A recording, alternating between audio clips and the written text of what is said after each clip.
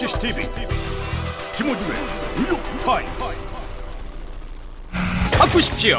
피부를 위해, 가족을 위해 음이온 건강 샤워기 스킨케어스. 첫째, 피부 위생을 최우선으로 대한 아토피협회 회원사로 아토피협회 추천 제품. 둘째, 깨끗한 물 NSF 인증 24개 유해물질이 검출되지 않는 ROHS 검사 필터. 물살이 세집니다. 물이 절약됩니다. 물이 들어집니다. 물이 건강해집니다. 꼭 필요한 선택 스킨케어스. 김영민의 시사 돼지. 저희가 사실 굉장히 오래 했어요. 부동산 문제가 심각한 문제니까 오래 다룰 수밖에 없는데, 뭐 경제 문제를 짚어볼 게 굉장히 많긴 한데, 네. 이게 궁금합니다. 이게 이제 우리 국내 내부의 상황이고요. 네. 지난 그 서브프라임 사태 때 보면 결국 우리 경제가 지금 그 우리만 네. 잘해서 문제가 해결되는 게 아니기 때문에 해외에서 오는 충격을 어떻게 다룰 것인가 굉장히 중요하거든요. 네. 근데 최근에 보면 그리스, 유럽, 네. 우리하고 멀다고 느껴지는데 경제는 타이트하게 물려 있잖아요. 네. 미국도 그렇고. 네. 그리스, 뭐 유럽 이쪽에서 위기다 이런 얘기 계속 나오지 않습니까? 네. 실제 위기인지, 그게 우리한테 어떤 영향을 미칠지 이런 분석을 해준 데가 없어요. 네. 이미 그 유럽 지역은 사실 그 2008년에 이제 이른바 1차 글로벌 금융 위기, 그걸 1차 글로벌 금융 위기라고 하면 지금 유럽의 그 재정 위기는 2차 글로벌 금융 위기 상황이라고 봐야 됩니다. 1차는 미국에서 왔고 네. 이제 유럽에서 올 수 있는 겁니까? 네, 그러니까 이미 그런 상황에 빠져 있다라고 봐야 됩니다. 그러니까 그 유럽의 그 재정 위기가 아주 그 상당히 심각한 상태인데, 그러니까 그리스만에 지금 그칠 수 있는 그런 문제는 아니라고 보여집니다. 뭐 아일랜드도 지금 그리스 못지않게 문제가 심각하고, 스페인 같은 경우도 유럽계에서 이제 5위의 경제 규모를 자랑하는 나라인데, 스페인 같은 경우만 해도 이미 그 부동산 거품이 아주 빠른 속도로 꺼지고 있습니다. 전 세계적으로 비슷하군요, 사실 양상이. 예, 그러니까 부동산 거품이 꺼지고 있는데, 스페인 같은 경우는 지금 건설 경기만 해도 작년 대비로 막 마이너스 10%씩 꺼지고 있습니다.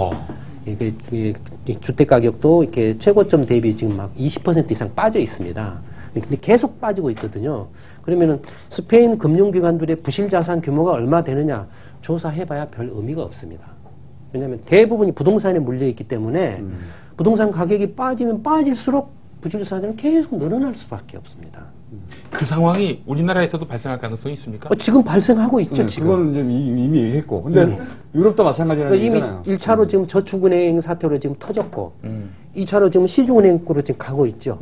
시중은행의 지금 그 단기 수익률이, 총자산 대비 수익률이 뭐 이렇게 오다가 그냥 쭉 떨어져 있습니다. 쭉 떨어져 있어요. 유럽이 그런 식으로 위기에 처하면 우리한테는 어떤 영향을 미치죠? 그러니까 유럽이 이제 혼란에 빠지면 당연히 이렇게 세계 경제 전체가 휘청거리겠죠. 미국의 그러니까, 서브프라임 때처럼 우리도 다시 한번. 네, 휘청거리고. 다만 이제 2008년에 비해서 이렇게는 이렇게 그래도 나름대로 이렇게 그 2008년에 또 경험이나 대처들이 있었기 때문에 뭐 상대적으로 그 뭐라 할까요, 문제가 생긴다라고 해도 2008년과 같은 정말로 이렇게 절체절명의 상황은 이렇게 그 되풀이 되지는 않을 거라고 이렇게 보고는 있습니다. 다만 예, 장기 침체에 빠질 가능성을 배제할 수가 없죠. 몇 가지 궁금한 게 네, 있는데 네. 앞에 하신 말씀에 이어서 그러면 결론적으로 정당을 하실 생각이십니까? 네, 새로운 정당을 하나. 그렇구나, 역시. 정당을 언제 출범됩니까? 그건 이제 저희도 이렇게 장담할 수 없는 게, 지금 현재 정치 상황이 굉장히 유동적이고, 그래서 또 저희도 물밑에서 계속 작업을 하고 있습니다. 다음 대선에 이전에는 내년 선거에 총선에는 그 이제 올 연말이나 내년 초까지 이렇게 상황을 봐가면서 만약에 가능하다라고 판단이 서면은 이렇게 뭔가 이렇게 이제 행동을 이렇게 취할 거고. 아니, 소장님, 이 말씀은 지금 어느 언론과도 네, 처음 얘기했어요. 처음 얘기하시는 네. 거죠? 이게 바로 특종이라고 하는 겁니다. 제가 보기에는 말이죠. 뉴욕타임스가 이용당했어. 그러면은 소장님, 네. 소장님은 이렇게 출마의 뜻은 있으신 겁니까? 아니면 그냥 배후 조정으로만 역할을 하겠다? 아까 말씀하셨죠. 직접 출마하시는 거는 예. 네, 오해 소지가 있고 하니까 예. 300명을 키우겠다. 네. 300명을. 네. 300을 하시겠다는 거죠. 정당 이름은 뭡니까? 그럼 그리스 300인가요? 그것도 한번 생각을 해보겠습니다. 네. 그러면 정견 발표도 하셨고 정당을 발족시킨다. 총선 이전에.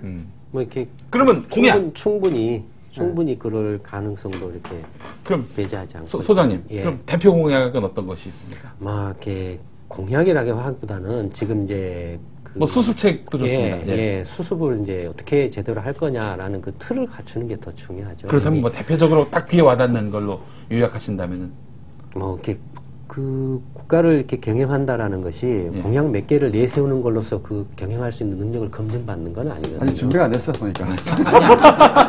아니요, 그건 아닙니다. 네. 이미 이렇게 뭐 여러 가지 그 정책적인 그 주제들에 대해서 이미 공약에 준하는 것들 이미 수도 없이 많이 근데 이야기를 하고 귀에 있습니다. 꽂히는 대중들 귀에 꽂히는 글쎄요. 바로 캐치프레이즈가 그거는. 뭐냐 이런 질문이거든요. 그게 이를테면 준비가 안 뭐 됐으면 반값 등록금이라든지 뭐 그건 이제 정당이 만약에 만들어지면 예. 정당 내에서 이렇게 많은 의견 수렴을 거쳐서 이렇게 하는 게 이렇게 정상적인 절차죠. 제가 일방적으로 정하고 저를 이렇게 나를 따라라 이런 건 이제 그러면 정당의 그건 대표가 아니죠. 되시는 겁니까? 뭐 그건 이제 이렇게 만약에 저희가 당을 이렇게 만들게 되면 네. 당에 이제 그게 참여하시는 분들의 의견을 따라서 결정을 해야 되는 문제가 제가 이걸 처음 알았으면 저희는 정치인한테 굉장히 야박하거든요. 네.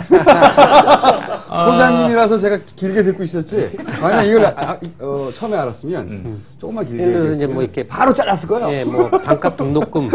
네. 예, 오늘 좀 이렇게 질문지에 있었던 그 반값 등록금 같은 경우도 사실은 이렇게 반값 등록금이라는 그 자체가 사실은 이슈라기보다는 네. 이미 이제 한국의 대학 그 교육 제도 자체를 근본적으로 개혁을 해야 될 시점에 왔다라는 것을 이제 던진 거죠. 네. 근데 그걸 이해를 못 하고 있는 거죠. 대통령이든 뭐 여야 정치권이든. 국민의 요구가 그러한 건데. 네, 그러한 건데 그걸 마치 그냥 등록금을 조금 내리면 되는 거겠지라는 식으로.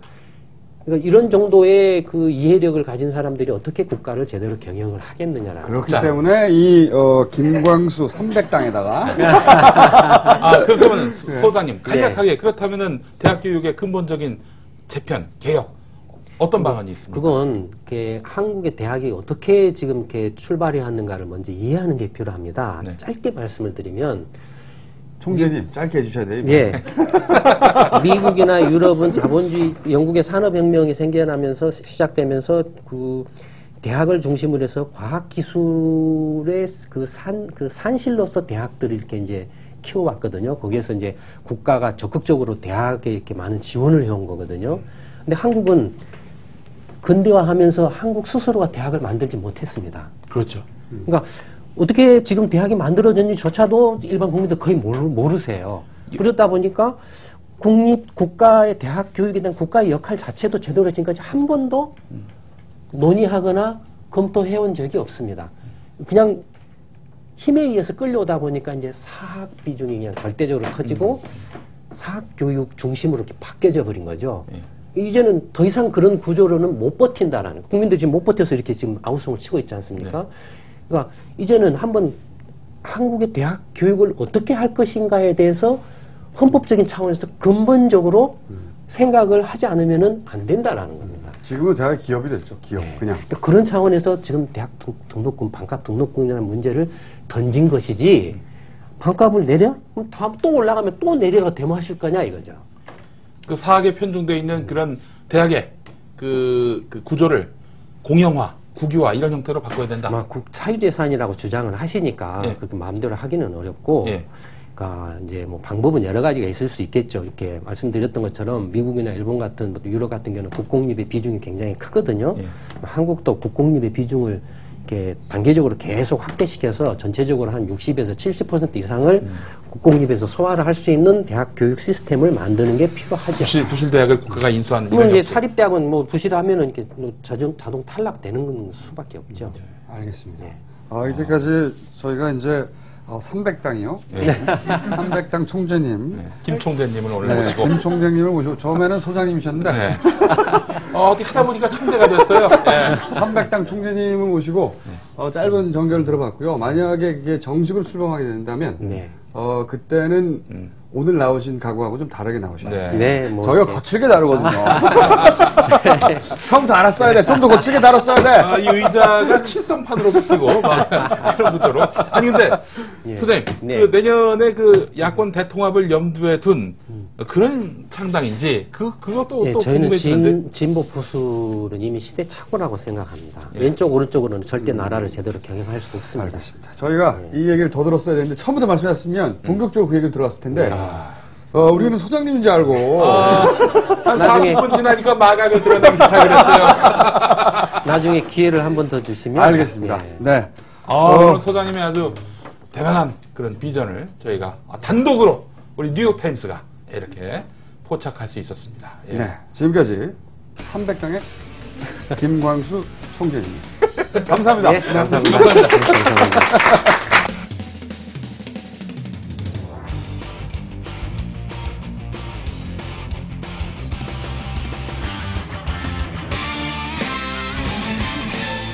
대한민국의 정치 현황을 진단한다. 정봉주의 PSI. 자, 2부입니다. 이번에는 PSI. 예, 오늘은 어떤 사안을 할 것이냐. 예. 먼저 안 될 줄 알았어. 어디였어? 응? 전수동인데. 자, 띵. 네, 도청됐다. 요 얘기 한번 해보죠. 예. 민주당에서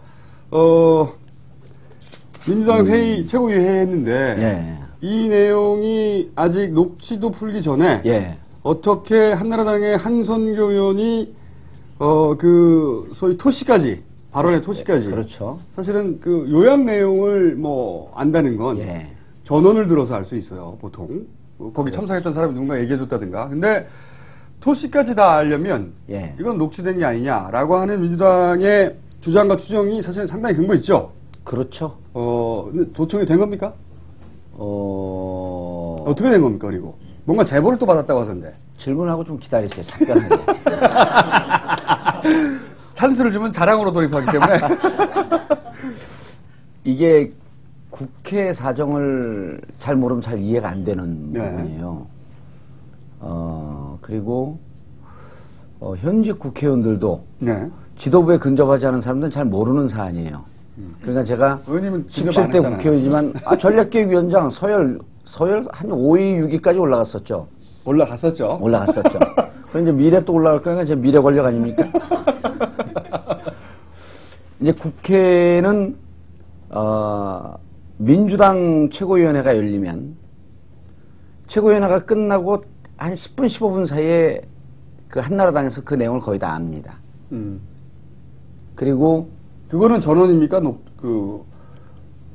그럴 경우에는 어떻게 돼 있냐면 국회의원들이 있고 그 밑에 이제 전문위원들도 있고 이제 뭐 행정실 직원들도 있고 그런데 이게 일종의 그 국회 전문직들이죠. 네. 그러니까 그게 1당, 2당, 여당, 야당은 서로 정보 공유가 돼요. 서로. 그러니까 오늘 그리고 경우에 따라서는 자신들의 전략을 세우기 위해서 정보를 미리 흘리는 경우도 있어요. 반응을 미리 보려고. 그렇죠. 그리고 근데 이제 이게 보통 언제 많이 쓰이냐면 양당이 치열하게 그 대립할 때. 네. 그러니까 12월 예산국회 때 많이 그런 일이 벌어집니다. 이를테면 우리가 몇 시서부터 쭉 총동원 해갖고 본회의장을 막을 것이다. 라고 하는 것을 미리 흘리는 경우도 있어요. 역 스포일러도 있고 때로는. 그렇죠. 그래서 미리 흘리면은 한나라당에서 몇 시에 막는다 그런다. 혹은 민주당에서 몇 시에 막으니까 그거보다 미리 앞서서 우리가 미리 가자 그래갖고 2시간 전에 확 갖고 국회 본회의장을 딱 막아버려요.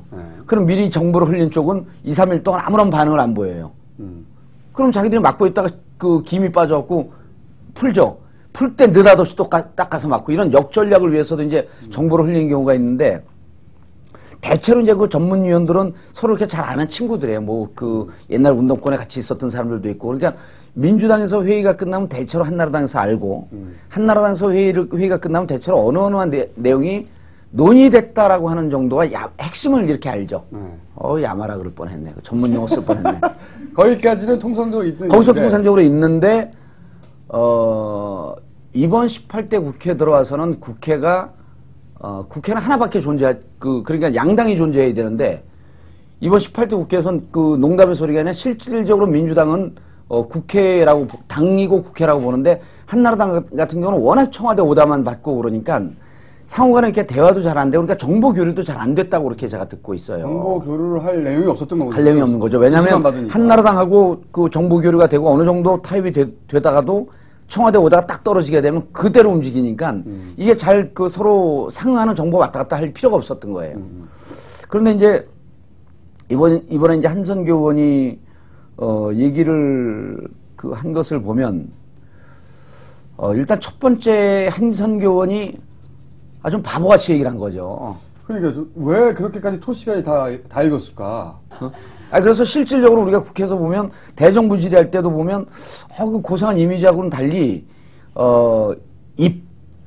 그러니까 입에서 나오는 내용 그건 많이 실망스러워. 그런데 이번에도 보면 그런 전략적 판단이 안 된 거예요, 제가 보기에는. 그리고 이런 게 있는 거거든요. 국회의원들은 대체로 연극성 인격 장애가 많아요. 나만 그런 게 아니고 다 그러잖아요. 근데 고성국 박사도 약간 비슷하더라고. 자기가 스포츠를 못 받으면 일단 막 짜증이 나고 이게 스트레스 지수가 올라가고.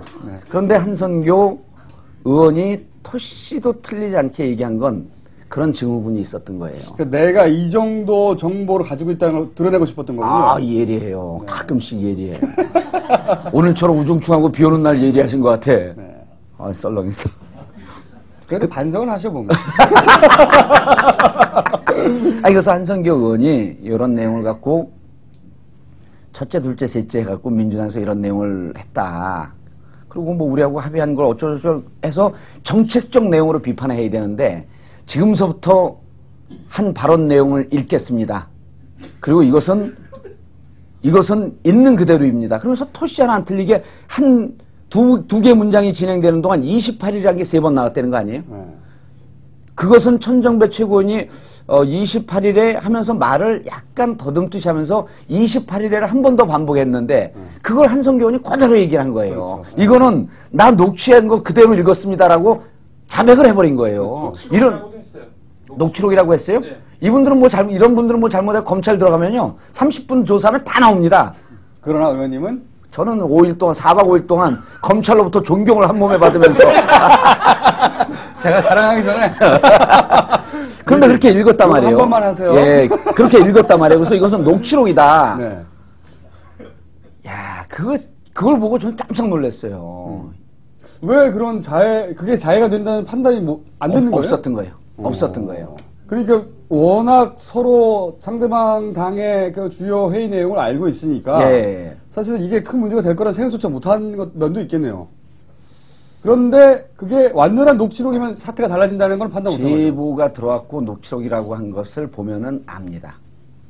그러니까 내용을 정리하고 들어온 게 아니라 완전 녹취록 한 걸 보면 알잖아요. 그리고 한선교 의원이 언론 출신 아니에요. 말에 대해서는 잘하는 분인데 알 것 같로 추산해야 되는데, 이거 녹취록이라고 하는 걸 알면 그렇게 얘기를 하지 말았어야죠. 그렇죠. 당연히. 네. 녹취록이라고 하는 것은 한나라당에서 민주당의 녹취록을 갖고 있다. 이건 도청이죠. 네. 도청은 어떻게 이루어진 겁니까? 그래서 이제 이걸 보면 지금 이제 우리가 이게 와이어리스 이게 마이크 아닙니까? 네.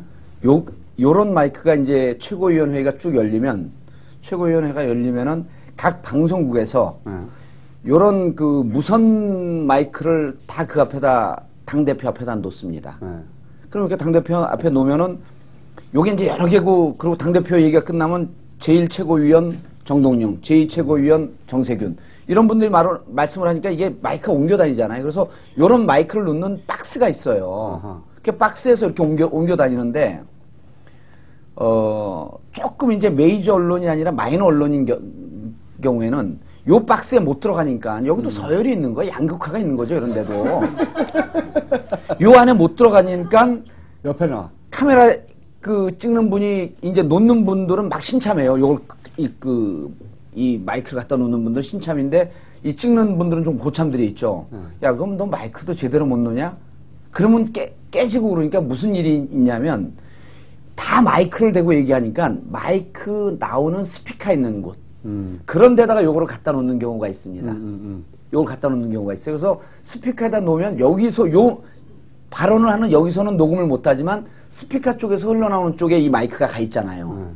그런 경우도 왕왕 있어요. 그런데 간혹 자 이제 언론인들 쭉 그 모두 발언했으니까 우리 비공개 회의니까 나가주십시오. 그러면 이제 다 이런 걸 수거해갖고 나가거든요. 근데 간혹 정말 어리버리한 사람이 스피커 앞에 있는 이거를 못 갖고 나가는 경우가 있는데 안 갖고 나가는 경우가 된 건가 이번에는? 못 갖고 간 게 아니라? 근데 못 갖고 나갔다라고 하는 것도 이해가 안 되는 게 못 갖고 나갔다라고 하는 것은 우리 청취자분들이 시청자분들이 이렇게 얘기하면 돼요. 외출하면서 깜빡 잊고 신발을 안 신고 나갔다. 왜냐하면 이것은 생명과도 같은 겁니다. 기자들한테는 이거를 놓고 나갔다? 그건 신발 안 신고 외출하는 거나 똑같은 거예요. 너 신발 왜 안 신고 나왔냐? 신발 신는 거 잊어먹었습니다. 그건 침해죠. 그러니까 이걸 놓고 나올 수 있는 가능성은 제로에 가까운 거예요. 놓고 나왔다가 금방 다시 들어가겠죠? 그렇죠. 들어가죠. 이거 어째서 그러면 어디죠? 그러면 들어서 찾거나 거기서 마이크 스피커 있는 데서 가져오는데 이번 같은 경우는 그걸 놓고 이쪽에서 눈에 띄지 않는 곳에 고의로 났을 가능성이 무척 농후한 거죠. 그 고의성이 들어갔기 때문에 이건 도청이 되는 거예요. 근데 모르고 지금 이제 만약 그래서 이 제3의 기관이다. 이거 방송국이거든요. 어디는 잘 모르겠어요, 저는. 이게 방송국 방송국 장비를 통해서 도청됐을 가능성이 무척 높은 거죠. 그 도청의 수단에 대한 제보는 안 들어왔습니까? 수단에 대한 제보가 들어왔죠. 그게 이제 방송국 장비구나. 그럴 것이라고 추정을 하는 거죠. 왜냐하면 그거 한 사람들도 거의 근접한 가능성이 높은 자기들이 알고 있는 정보를 줬지 그 방송국에 요 마이크로 도청됐습니다. 이렇게까지 제보를 못 한 거죠. 자, 그럼 요걸 놨는데, 이제 이게 왜 도청이라고 우리가 저는 단정적으로 얘기하냐면, 당에서도 이제 도청이라고 보는 거죠. 이게 혹시 우연히 스피커 와이어리스 마이크를 놨다고 할지라도, 거기서 나온 내용을 다 녹음을 한 거예요. 네. 이건 여기서부터는 고의죠. 네. 마이크 놓은 거는 실수라고 우리가 설사 많이 양보해서, 그 마이크를 놓은 게 실수라고 할지라도, 녹음을 딴 것은 고의입니다. 그렇죠. 녹음을 밖에서 하고 있었죠. 그래서 녹음을 딴 것을 민주당보다 더 빠른 시간 안에 그 녹취록을 풀어서 자, 녹취록을 푸는 것의 전문 기관은 언론사입니다. 녹취록을 풀어서 이것을 정치적 목적, 자신들의 회사의 목적을 위해서 한나라당 반대당에게 전해준 거예요. 도청에 이건 목적이 있었던 거죠. 그러니까 실수가 아닌 거죠. 실수가 아닌 거죠. 그래서 이것은 실수인 것으로 나중에라도 위장할 수 있는 그런 개연성을 열어놓고 이 무선 마이크를 놨을 가능성이 가장 높게 제기가 되는 거예요. 실수라고 하려고. 그러면 실수라고 할 수 있죠. 근데 실수가 아닌 게 실수면요. 마이크 어디 있지? 그러면서 그때 방송 밖에서 녹음하는 마이크나 이 방송 장비를 꺼버립니다. 꺼버려야지 실수. 이게 어디 있는데 누가 뭐 다른 데서 이상한 사람들이 다른 데 갖고 가고 녹음될 수도 있고 그러면 테이프이 돌아가는 거 아니에요. 쓸데없이. 그럼 쓸데없이 테이프 값도 아깝고 그걸 꺼버리는 거거든요. 근데 그 방송 장비를 밖에서 켜놨고 그래서 녹음을 하자마자 녹음된 걸 맞아 바로 그 다음날 회의가 있는 한나라당에게 녹취록 푸른 것이 전해진 거예요. 그리고 한성교 의원은 녹취록을 그대로 읽고. 자, 그러면은 이게 이제 방송 장비를 갖고 있는 데들이기 때문에 보통 일반 신문사는 아니에요. 그럼 방송사일 가능성이 높거든요. 방송사일 가능성이 높은데 이날 회의의 주제는 뭐냐면 KBS 수신료 인상이었었어요. 지금 2,500원인 것을 3,500원 올리자 그래서 연간 2,200억의 매출을 더 올릴 수 있는 KBS가 우리들 돈 1,000원씩 다 가져가고 그렇게 올릴 수 있는 그러한 주제를 갖고 이것은 KBS 방송 수신료 인상은 불가하다. 우리가 이거 온몸을 던져서라도 막아야 된다. 라고 하는 주제를 갖고 얘기를 한 거예요. 그러면 KBS 방송 수신료 인상 이 문제로 인해서 가장 직접적으로 아주 크리티컬하게 첨예한 이해가 걸린 방송국은 깨셌을 가능성이 높죠. 깨셌어요? 어딘지는 잘 모르겠어요. 깨셌어요? 어딘지는 잘 모르겠는데 자기들의 이해가 첨예하게 붙은 곳. 근데 어딘지는 잘 모르겠어요. 우리 민주당에서도 어딘지 지금 찾고 있어. 어딘지 잘 몰라갖고.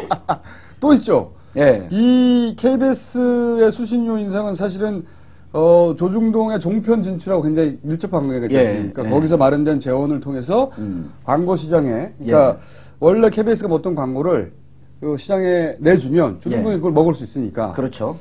그러니까 이 종편에 진출하는 방송국도 사실은 이해관계자죠. 이해관계자죠. 그래서 이것은 그렇게 보면은 이제 종편에 진출하는 그 언론사들, 그 다음에 직접적으로 이해관계가 걸려 있는 모 방송국. 어디라고는 얘기 안 했습니다. 어디지? 수신료가 인상되는 그곳. 수신료가 인상되는 곳. 우리가 한겨레 신문에서 이걸 도청할 리가 없잖아요. 경향신문에서도 할 이유가 없고. 해봐야 아무런 자기한테 불이익이나 이익이 있는 게 아니기 때문에. 모르죠. 한이 TV에 써먹기 위해서 도청을 했을지. 그럼 우리한테 먼저 줘야지. 그래서 이것은 실질적으로 이해가 걸려 있는 곳에서 목적 의식적으로, 의도적으로 했을 가능성이 그건 너무 당연한 것 같은데. 높고. 그래서 이 문제는, 단순히 이렇게 짚고 넘어갈 문제가 아니고, 실수로 이렇게 된 문제가 아니고, 본격적으로 국회에서 자신들의 정치적 목적을 관철시키기 위해서 도청이 이루어졌다라고 단정적으로 얘기할 수가 있는 거죠. 안 그러면 이 녹취한 걸 풀 이유도 없고, 그런데 한나라당이 제공할 이유도 없었던 거죠. 자, 그럼 수사 의뢰를 했습니다. 이것이 제대로 수사가 되고, 결과가 나와서 이 책임을 묻고 하는 과정이 정말 일어날까요? 안 일어나죠. 안 일어나겠죠. 영등포경찰서에 이제 수사 의뢰를 했죠. 그럼 영등포경찰서는, 실질적으로 이걸 증거를 찾기 위해서 뭐 국회를 압수수색하겠다 그러는데 국회 사무처에서 안 된다 그랬잖아요. 당일날 회의에 있었던 것, 그 다음에 방송 수신료 인상은, 실질적으로 한나라당에서 적극적으로 밀어붙이는 정책입니다. 왜냐하면 KBS가 자신들을 위해서 여러 가지, KBS가 방송 수신료 인상되는 곳이죠. 말씀하셨죠. 자기도 모르게. 그래서 한나라당의 정책과 이렇게 직접적으로 연관된 곳이고, 경찰은 아무래도 지금 검경 수사권 분립 때문에, 여당과 좀 이렇게 친밀하게 지낼 수밖에 없는 그런 정치적 이해 때문에 저는 이걸 전면적으로 수사 못할 것이라고 그렇게 보는 거죠. 흐지부지 되겠군요, 그냥. 흐지부지 되는 게 뭐 이거 하나입니까?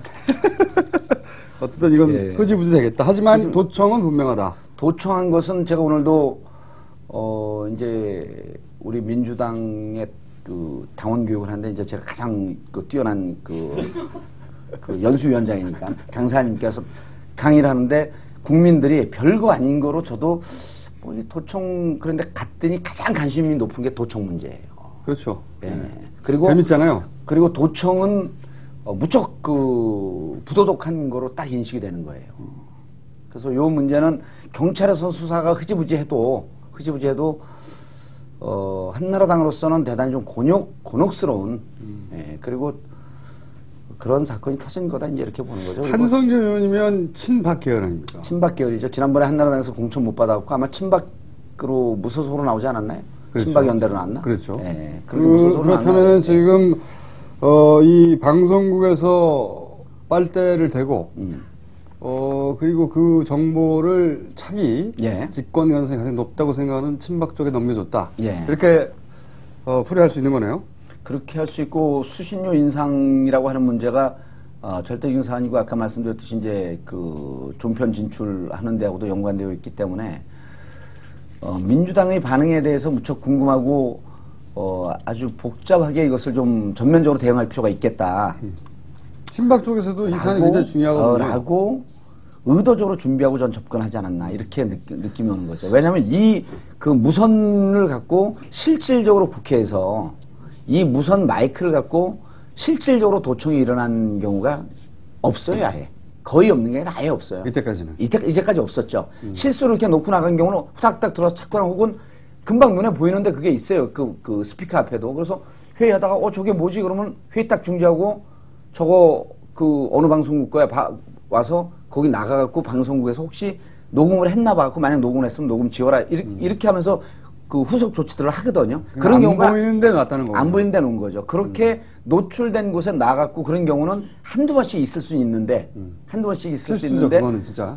이런 얘기를 하면 이제 국회의원들도 잘 몰라요, 이런 거를. 실질적으로 자기들은 핵심 지도부에 들어가서 이런 회의를 해본 적이 없으니까 저는 이제 당의 전략을 총괄하는 전략기획위원장, 교육연수위원장 이런 요직을 거쳤기 때문에 잘하는 거죠. 근데 이게 저는 이게 친박 쪽에 갖다 줬다고 하는 것이 굉장히 말이 된다고 생각이 드는 게 사실은 종편을 주는 것으로 현 정권이 할 일이 끝났고요.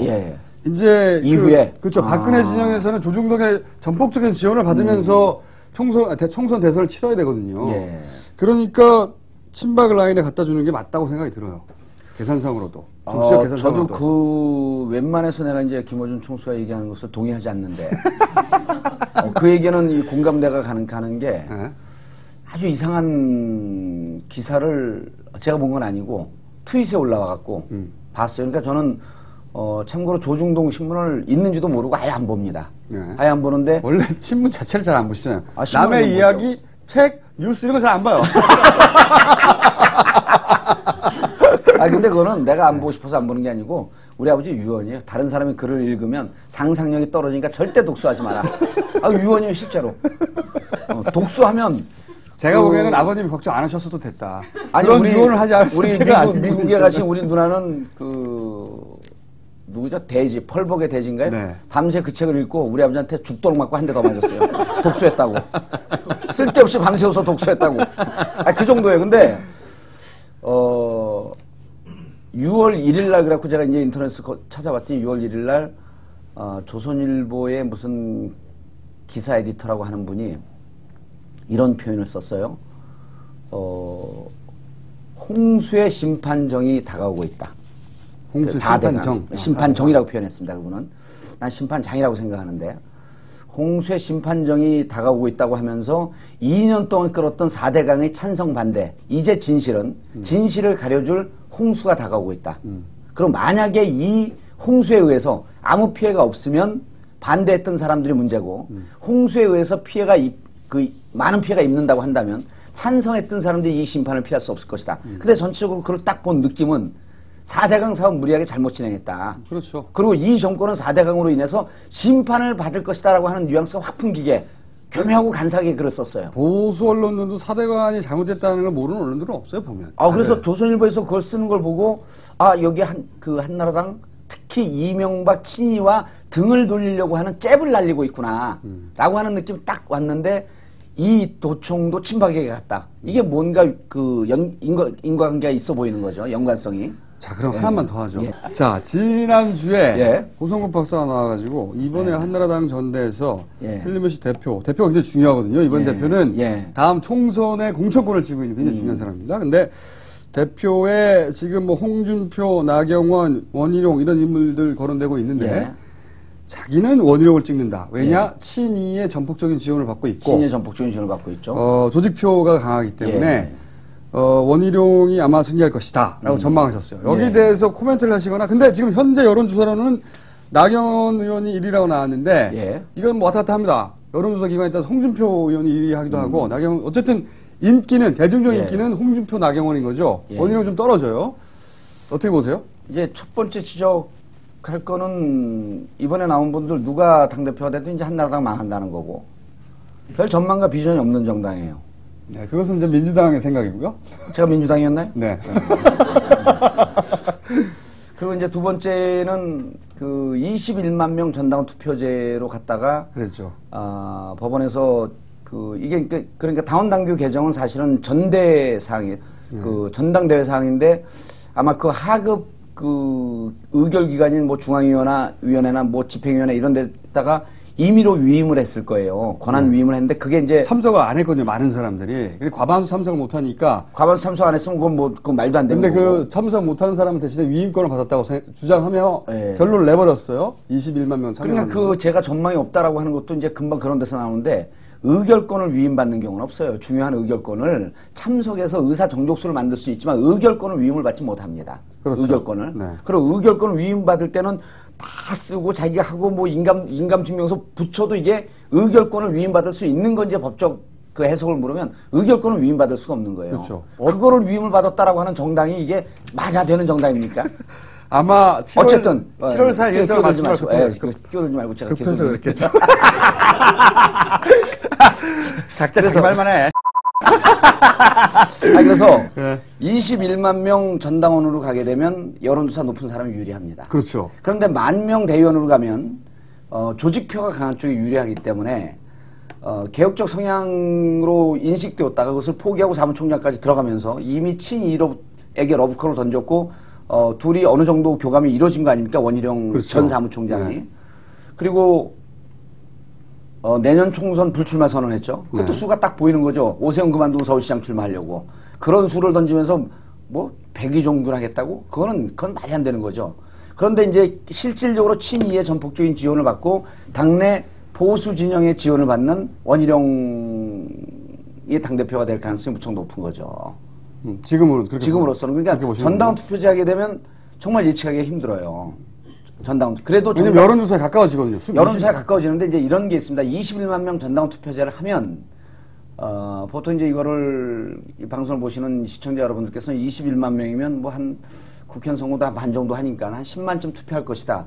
그런데 당에서 당원들은 본인이 그 한나라당에 혹은 민주당에 가입한지 모르는 당원들도 많아요.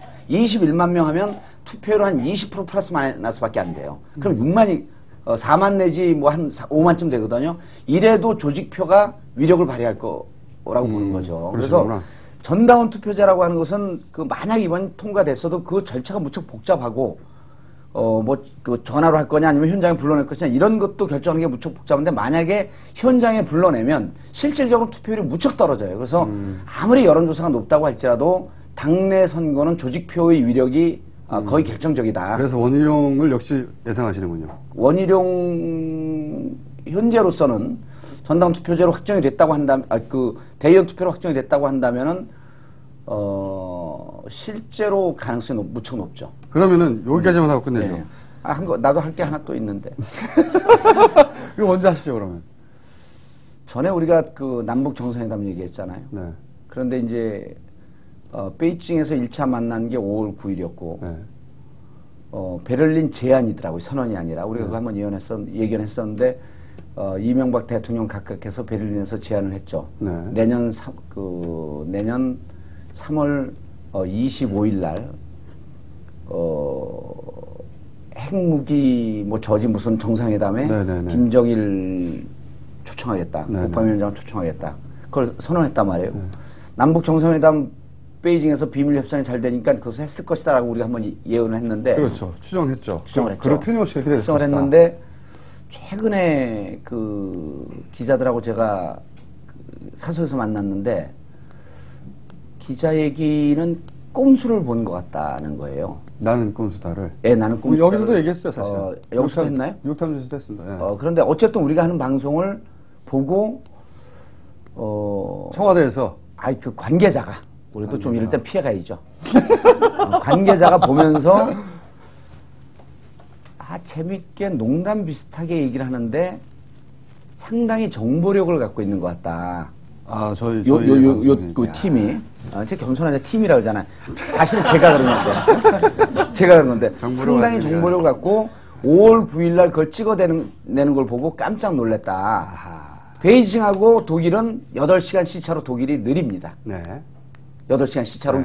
그러니까 그러면서 그 사람이 베이징 회담을 보고 그걸 갖고 이명박 대통령 가깝게 선언했다. 이렇게까지 단정적으로 얘기하지 않는데 설렁설렁 지나가는 것 같은데 꽤 정보력이 있고 정보를 갖고 얘기하는 것 같아갖고 살짝 놀랬다. 살짝 놀랬다. 저희의 그 예언들에 살짝 놀랬다. 예, 그러면서 기자들한테 상당히 의미 있게 우리 방송을 얘기를 했다 그래요. 그런데 또 기자는 이제 저한테 얼른 전화해서 소주 한잔 합시다 해서 소주 하는데 엄청 저를 칭찬하니까 미래 권력이니까 미리 딸이 붙는 거죠. 그래서 저도 이제 놀란 게 별 의미 없이 우리가 방송을 하는 것처럼 우리가 하잖아요. 그런데 꽤 의미가 있는 방송이었더라. 그 얘기를 들었어요, 최근에. 그거에 대한 진실을 저희가 그러면 이 방송을 보신다면 알려드릴게요. 저희는 말이죠. 아무런 정보가 없어요. 저희는 순전히. 제 유일한 정보력은요, 트윗밖에 없습니다. 저희는 순전히, 추정과, 그 다음에 정치적 욕망과. 저는 이걸 따라가다 보면. 저는 이제 제가 정치를 한 30년 하다 보니까, 이게 촉수가 발달이 된 거죠. 그리고 이제 타고난 재능이 있고. 네, 여기까지 하겠습니다. 어쨌든 이 방송을 보신다면 알려드릴게요. 저희는 말이죠. 빨대가 없어요. 빨대가 없고 거꾸로 얘기하면 지금 와대에 계신 분들, 청와대에 계신 분들이 짜는 작전이 다 보입니다. 단순하다는 겁니다. 그러니까 저는 그분들이 어떠한 판단할 것이다라고 하는 것을 여러 가지 판단에 근거해서 이제 추정을 하고 그거에 대해서 이제 예측을 하는데 반해서 우리 김어준 총수와 김용민 교수는 통밥을 재는 거죠. 수준이 레벨이 틀립니다. 어쨌든 빨대가 없다는 거 알려드리고요. 빨대가 있나 걱정하실지도 몰라요. 아마도 안에서. 그런 것 같아요. 이 내부 고급 정보가 예. 말씀드리지만 고급하지 않아요. 일단 그분들의 정치적 행동이 고급스럽지가 않아. 굉장히 예측 가능합니다. 네. 그래서 맞은 것이다. 네. 북한의 행동도 우리가 녹취록 깐다. 다음 주에 바로. 그럼요. 우리가 뭐 북한을 갔다 오기로 했습니까? 그렇다고. 자, 그러면은 의원님도 원희룡 1위 예상하시고 제가 아까 드리려는 질문 한 가지 이겁니다. 근데 단정적으로 얘기하지 마세요. 왜냐하면 한나라당의 움직임이나 이런 거에 대해서 별 관심이 없고 예측하기조차도 좀 창피해요. 이 얘기 하나만 더 드릴게요. 예.